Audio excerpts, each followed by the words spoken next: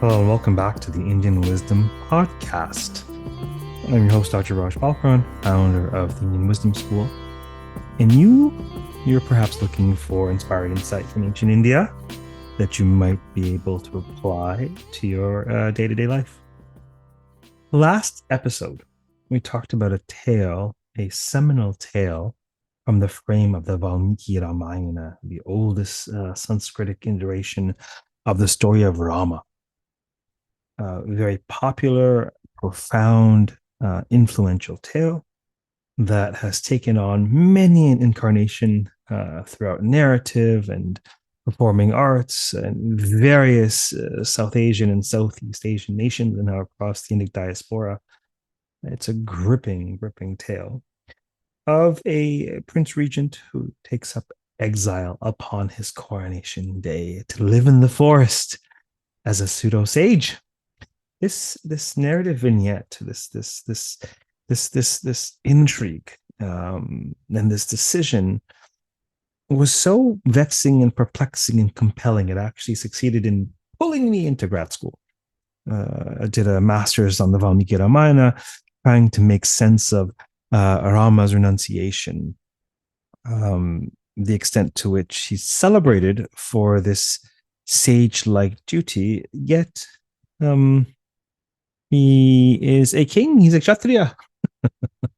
He says that he accepts this because he lives for dharma, duty or righteousness. But it's not the dharma of the warrior and the king for which he lives, which is surprising. And yet he's lauded for this sage-like dharma.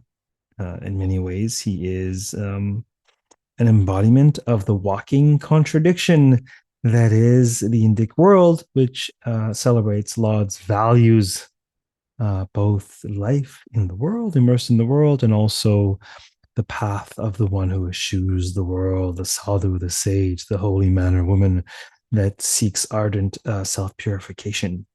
And then, the Bhagavad Gita sort of talks about bringing them together and being in the world but not of the world, being a soldier, so to speak, with your hands and your feet, as Krishna's counsel to Arjuna, but being a sage with your head and your heart, being detached, not aloof, but detached. But you see, Rama hasn't read the Bhagavad Gita. In the world of the Vālmīki Rāmāyaṇa, there is no moksha karma samsara. We don't have this worldview fleshed out. We have sort of this heroic tale of a noble warrior prince who ideally is to prosper on earth and is heaven bound.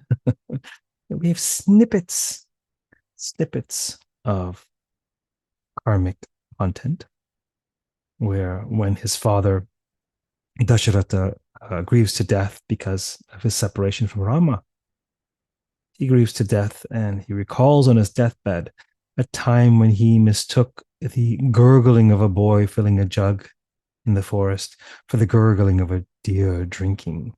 And he was hunting whenever kings go hunting. There's a problem. Hunting perhaps is a penchant of a royal figure. It is his right, maybe even his duty. But ahimsa, ahimsa, ahimsa. Wherever there is hunting, there is trouble. This is part of the anxiety towards violence that is ensconced in the Sanskrit epics. And so he aims and he shoots and kills a boy, and the boy declares that he was actually filling this water jug to take to his blind and ailing parents. And as the boy passes away, he assures the boy that he would take very good care of the parents, and he takes the jug to the parents, and they're of course blind, and they recognize that the steps are different. And he says, I'm Dasharatha, Prince Regent of this land, and he confesses his dreadful, unwitting act and the parents. And he says, you please come with me and I'll care for you for the rest of your days. You'll be well looked after. And they say, we don't want anything. We want our son. Can you bring our son back? We think not. And so we will grieve here in separation from our son. And just as we grieve here in separation of our son, so one day too you shall grieve to death in separation. Shapa, a curse that has ripened. because of his misdeed. And so Dasharatha dies in separation. When the noble Rama, because of some palace intrigue on behalf of his stepmother, accepts exile on the day of his would-be coronation. But this is one of sort of the snippets of karmic content, so to speak. Other than that, the Rāmāyaṇa is not pitched in the world of the Bhagavad Gita. And yet Rama behaves as if he's had the Bhagavad Gita for breakfast. He's so stoic. He's so detached. He's so sagacious. He's a walking embodiment of what I call the dharmic double helix.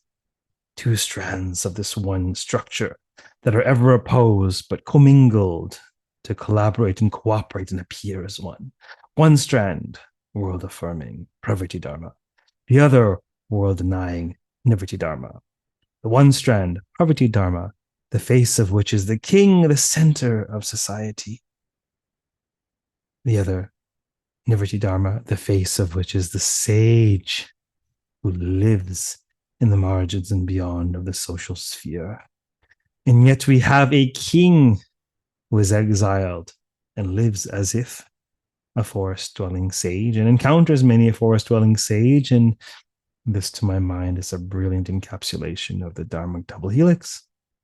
And the story of Rama is cherished because it embodies and upholds and propagates through its very dissemination the very values that are the bedrock of the Indic world, of the Hindu world in particular, where one can neither dispense with wisdom, introspection, the spiritual imperative of ahimsa, nonviolence, as the crown jewel of Indian ethics. Do no harm.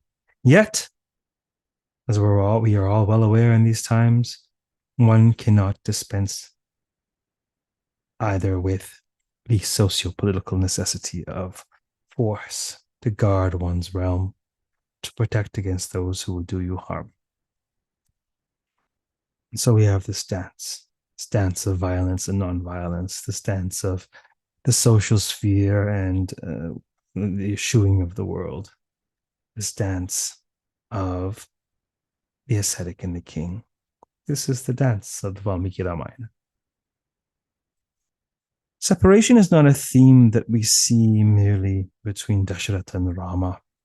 Separation, perhaps, is crucial to the tale because the vignette that was shared last time was the seminal birth of Sanskrit verse by the Adi Kavi, the primordial poet Vālmīki, who, witnessing the painful, piteous separation of the Kraunchas, again, they were separated by violence, the wanton violence of a hunter who killed the male of the pair, leaving behind the female to wail in agony.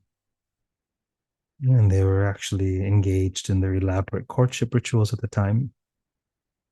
And in an instant, their delight, their pleasure, their enjoyment of each other, in an instant, the scene was pierced by the spiteful hunter, and by the tip of that arrow, this rejoicing became recoiling, this delight became disgust. And Vālmīki was so piteous that he let out the famous Ma Nishada Padishtam, this famous verse came from him that was a curse. It was an act of creativity and also an act of destruction. He cursed the hunter to not live very long because of his dreadful deed. So if this is the seminal verse, if this is the verse whereby Vālmīki births verse itself, and this is the bija, the seed of the Vālmīki Rāmāyaṇa, he gains the content from Narada, he gains the sort of aesthetic ethos from this experience with the Krauncha. And then Brahma blesses him to have insight into all of the goings of Rama, public and private, so that he may combine these elements to craft the tale of the Ramayana. See, if this is the seminal verse, then the ethos of this verse pervades the Rāmāyaṇa. You see, by virtue of this, the prominence, the placement of this verse, this cannot be a comedy. This must be a tragedy. Born of separation, separation endures. And so, what happens as a major plot point, the abduction of Sītā, separation of Rama and Sītā, the waging of a cataclysmic war to destroy Ravana and reclaim Sītā, due to forces that are beyond all of them as individuals. Actually, as Sītā is abducted, it's actually quite brilliant and profound. She says, surely like a demonic moron such as you could not steal me away, embellishing a bit, storyteller's license and all that, could not possibly steal me away from the wise and noble and valorous Rama. How could it be possible? But for it to be the will of the divine, but daiva, what comes from the gods, fate. Were it not destiny's design, how could you possibly steal me away from such a one as Rama? And so, machinations of fate. This is a theme to which we'll return another day. There's a very, very important conversation on the cusp of exile that Rama has with Lakshmana, where Rama basically says, well, how can a man fight his own fate? I will take exile. This is my destiny. And Lakshmana very practically and perhaps even wisely says, what are you talking about? We make our own fate. If you, a prince regent, the most privileged and valorous and wise and well-trained among us, cannot carve out your path, then who among us has free will? Do we not create our path in this life? This conversation between Lakshmana and Rama is very, very important. And this is a theme to which we'll return another day. We'll talk about fate, destiny in the Indian epics. But today we alight on the theme of separation, a very, very important theme. In many ways, this rightful and perhaps quote unquote utopic rule of Rama, it's actually dystopic for Rama himself. In many ways, the Vālmīki Rāmāyaṇa really critiques, probably through the lens of world-denying wisdom on some level, sort of critiques the social enterprise and maybe even pokes fun at how ludicrous people can be. As you will learn with respect to why Rama and Sītā were separated. I retell this in the stories behind the poses for plow pose, actually, halasana. And so perhaps I will offer snippets of it here. So once upon a time, the great King Janaka was plowing the fields around his palace as part of a sacred rite. It was springtime, and with spring blooms came the fecundity of the earth. The more noble a king, you see there's a connection between the virtue. It's a brilliant idea, isn't it? A connection between the virtue of a leader and the prosperity and security of the land. Have we experienced a time during which perhaps a leader or two not so virtuous have taken the throne of prominent lands and there have been plagues unleashed upon the earth? So whether we feel this is coincidental or this is karmic, etc., this is nevertheless a fascinating idea that the virtue of governance or lack thereof translates to the welfare of the people and also the appeasement of natural forces. Otherwise put, the unrighteousness, unfitness of leadership provokes calamity. So the more noble the king, the more bountiful the harvest within his kingdom. And so, accompanied by the Vedic priest, Janaka was ritually tilling the soil to appeal to Mother Earth, that she might bless the kingdom and bring forth bounty. Mother Earth, what a beautiful idea or reality. Who among us thinks of the earth as a father? The earth is most certainly a mother. Where is there space in the imaginaire? Where is there space in our mental deliberations for our feminine divine? Is there space for Goddess Earth or Goddess in general? At one point, Janaka's plow came to a standstill. He could not budget. Concerned, he called his attendant to remove the stone that obviously was blocking his way. The attendant bent down to rummage through the soil to find a large stone-lined basket there. Sire, said the attendant, you best come see this for yourself.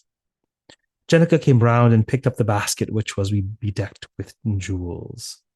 Gently opened it, and to his astonishment, he found inside a precious baby girl. Mother Earth has given me the most beautiful, bountiful harvest, even before I have sown. Glory to the goddess for sending me this child. I will raise her as my very own, and her name shall be Sītā. The same Sītā who was Rama's consort. Janaka called for his wife and gave her the news. She was overjoyed since they were yet childless. She cradled baby Sītā in her arms and carried her off to the palace to be raised as a royal princess. And she was indeed raised as such. She grew up to be a beautiful, charming, noble young lady, brilliant as well, outspoken when need be, many a time in the Vālmīki Rāmāyaṇa. People really get the sense that Sītā is docile, and perhaps there are iterations throughout the history of Indic thought where we see this trope. Nevertheless, in the Vālmīki Rāmāyaṇa, Sītā is extraordinarily outspoken and schools Rama when he needs to be schooled, actually. So this charming, lovely, eloquent young lady, she was the pride and joy of her parents, of course, and time passes. Sītā grows into a marriageable age, and of course they have the task of finding her a proper suitor, her husband. The court advisors offered to invite bachelors from far and wide to be considered for the right to take her hand. We don't want just anybody, right? This is ancient Indian bachelorette, yes. Janaka, however, was quite protective of his dear daughter and would not consent to just anyone wedding this gift from the goddess. So he devised a strategy, right? He had to separate the wheat from the chaff. I mean, this was, every father, perhaps, majority of fathers are protective of their children, of their daughters, perhaps. And yet there was even a greater dimension. Not only was she a royal princess, but clearly there was some divinity in her or about her, above and beyond the divinity innate to all beings. She was somehow miraculously conceived, miraculously brought forth by the earth herself. This is a profound idea. We have this idea of the avatara, the descent of the divine, the masculine divine descending from on high. Here we have this brilliant reversal of the feminine divine ascending from the earth. This is very, very important, actually. So Janaka thought, hey, we've got this Pinaka bow, Shiva's own bow, which fell from the heavens, actually, after a celestial battle. And for generations, Janaka's line had kept this bow in its custody. It was so great and so very heavy that no mere mortal, no man could lift it, much less string it. So he decides, well, since I've been given an impossibility, a miracle for a daughter, only a miraculous feat would win her hand. He reasoned well, it seems. So it was declared that he who is able to string the bow of Shiva would wed Sītā, of course, with her consent. And so suitors came in great numbers to seek the hand of Sītā. Scores of gallant and handsome young men approached the Pinaka bow, but to no avail. They couldn't budget, much less string it. Then, one fateful day, Prince Rama himself made his way to the kingdom of Janaka. In one fell swoop, he raised and strung the bow to the astonishment of all. Clearly, Daiva destiny had meant for Rama to marry Sītā. And Sītā was quite fond. She liked what she saw. She took a liking to Rama. So marry Sītā he did. Sītā couldn't be happier. Janaka too was delighted to learn that Prince Rama himself would have his darling Sītā's hand in marriage.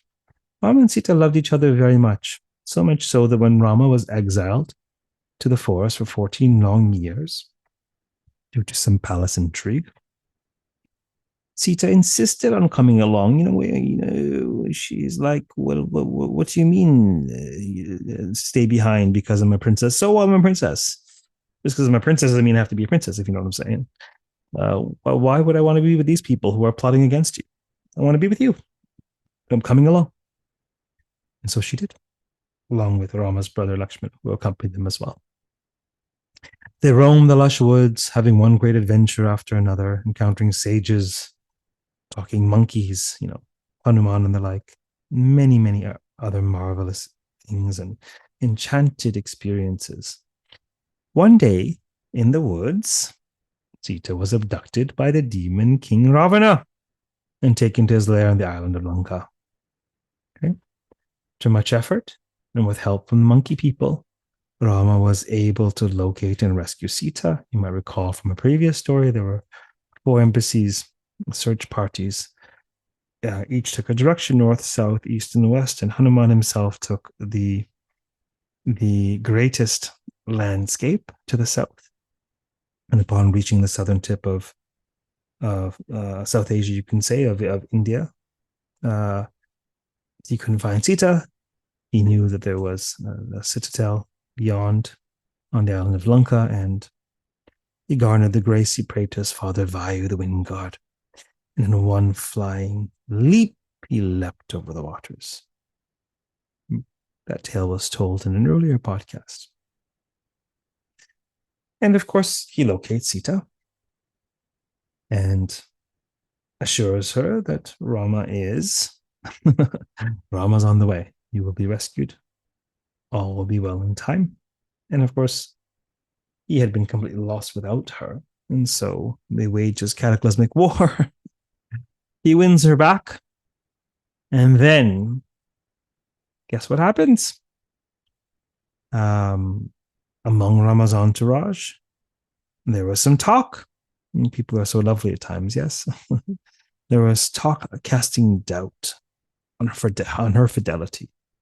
Having lived in the company of another man for a year, it just so happens that Ravana had never forced himself on Sītā. He actually wanted her to choose him freely, because that would be the real conquest, wouldn't it? To have someone choose you freely rather than force yourself upon them. Yet there was doubt among the forest assembly about Sītā's fidelity. And so, to lay the spiteful rumors to rest, Sītā summoned this sacred fire from the bowels of the earth as a testament to her purity. Fire does what? Fire purifies. Fire burns away what isn't pure. Yes. So Sītā surrendered herself to grace and walked through the sacred flames. So pure was Sītā that not even a single hair on her head was singed by the flames, entirely protected by her virtue and her purity. Rama embraced her, and all was well. Or was it? People, yes, people, human beings. Heaven and hell, they're on this earth, and they're all created by human beings. Years later, their exile is completed, right? And Rama and Sītā returned to rule. But gossip arose among the citizens of Ayodhya, the city which Rama ruled. People can be quite petty, and gossiping about others can provide a welcome distraction of considering one's own flaws. So these pernicious rumors became so widespread. This ancient. This tale is ancient. What has changed? Now we have more efficient ways of spreading rumors. They're called social media. The means have changed, but the machinations of human beings have not. Pay careful attention. Human nature is long lived, and for the attentive onlooker, predictable. Patterns govern Prakriti, material creation. The vast majority of humans are governed by patterns.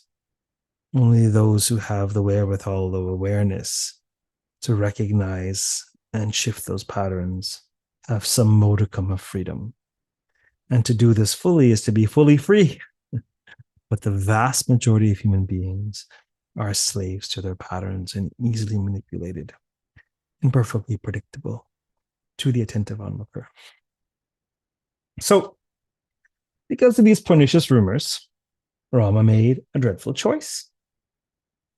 You see, Rama is a vision of, we can say, stoic righteousness, where he doesn't consider his own personal welfare. This is why he's so readily renounced on the day of his would-be coronation without having deserved it, without having done anything wrong. But his father had promised some boons to his stepmother, a co-wife of his mother, many years ago, to blank checks, and because of some conniving and some conspiracy theories and yada, yada, yada,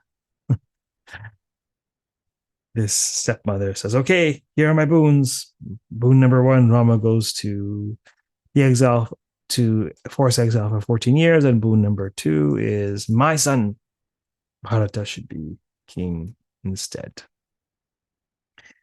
And his father, Dasharatha the king, could not break his word. Of what use, of what good is a king who does not keep his word? And so he grievously delivers this message to Rama, and Rama stoically says, okay, what's the problem? Okay, no big deal. I'll go today, not a problem. And that was that. He's quite stoic. He's quite detached. And so his actions are often read as aloof or cruel, and perhaps they amount to such. But if we could perhaps theorize about his psychology, his inner state, given what we know to be true about his previous actions, he's not coming from a place of meanness or spite or cruelty. There's no question that he values and cherishes Sītā. And he would obviously personally want to be with her, one imagines. But he needs to somehow quell the nonsense that's going on among the masses of his citizenship. And so he has her sent away. And if you find this a problematic decision, great. So you should. And it's not just problematic from the perspective, from a modern Western perspective. This decision has been problematized for centuries among Indic audiences and commentators, right? It's meant to be thought-provoking and disturbing, and it's meant to facilitate social, ethical discourse. There's a reason why we're talking about these epics. There's a reason why they've survived. And this is largely why, because they still provoke thought to this day. So he has Lakshmana take her out in the forest, take her for a one-way trip. A sort of a retreat, an indefinite retreat, a forest retreat. And at the time, she happens to be pregnant. Pregnant not just with one child, but two. Pregnant with twins. But she finds solace where? In the ashram of a sage. Which sage? The sage Vālmīki. Yes, the same sage who witnessed the separation of the Kraunchas. The same sage who authors the Vālmīki Rāmāyaṇa. He witnesses not only the separation of the Kraunchas, this is a foreshadowing, where he witnesses the separation of Rama and Sītā. And he's able to provide some solace for Sītā, a space where she can raise her children. And what does he do? He writes the story of Rama and he teaches it to these boys who do not know it is the story of their father. They become as if bards, learned musicians, and they find themselves eventually at the court of Rama. And they perform the tale of the Rāmāyaṇa, whereby Rama recognizes they are his sons. But, once her sons had been accepted in the care of Rama, Sītā could really find no reconciliation in the world. So she bids farewell to sage Vālmīki and wanders out into the woods. In a sacred grove, she utters a mantra, along with this heartfelt prayer. Mother Divine, Mother Earth, hear me, Sītā, your child. I have done what is right and noble and good at every turn. And yet I've been forsaken. I've been abandoned, cast aside by this virtuous Rama, no less. How could this be? Why hast thou forsaken me? Just then a rumbling emerged from the earth, and the forest floor opened up. From it came a divine voice. Daughter, you were a child of my fecundity, born in the world from the womb of the earth to fulfill a specific purpose. You have now completed that task. You have now fulfilled your purpose. Mortals can never attain happiness, always hankering after this thing or the other, often confused, egoistic.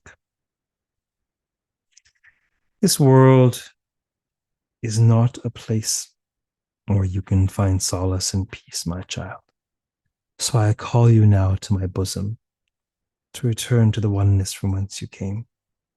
I've supported you with each step you've taken, and you, like me, have endured the ills of man with forbearance and colossal strength. Return to me, child, where you belong. Emerge with the rhythms of nature and call forth the turnings of the seasons. Return to your divine self. Become one with Mother Earth. And with this, the earth embraced Sītā. She was released from the burdens of her mundane existence and returned to the great Mother, Mother Earth. So the Rāmāyaṇa very much is a story of separation.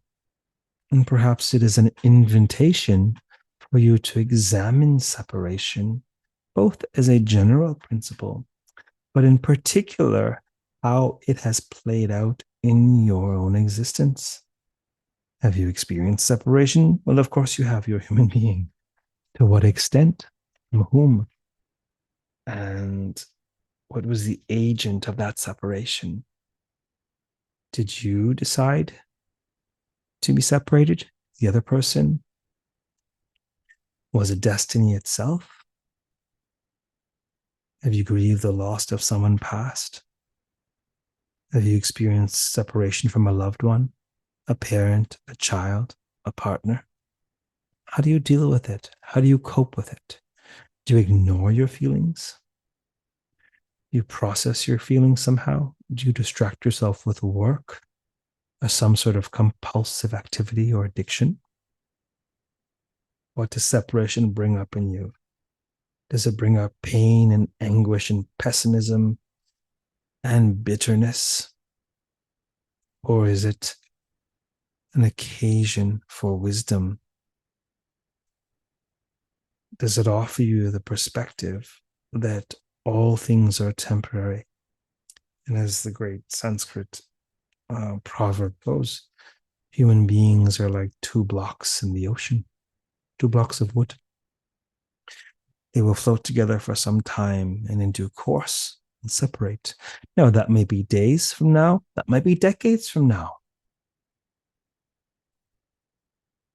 But the shelf life, the expiration date, is not a call to cry over spilt milk or spoilt milk. The expiration date, the spoiling of the milk, calls you to make use of it and appreciate it while it's fresh and while it's present and while it's there. So, will you, like Vālmīki, use separation for some creative or spiritual enterprise?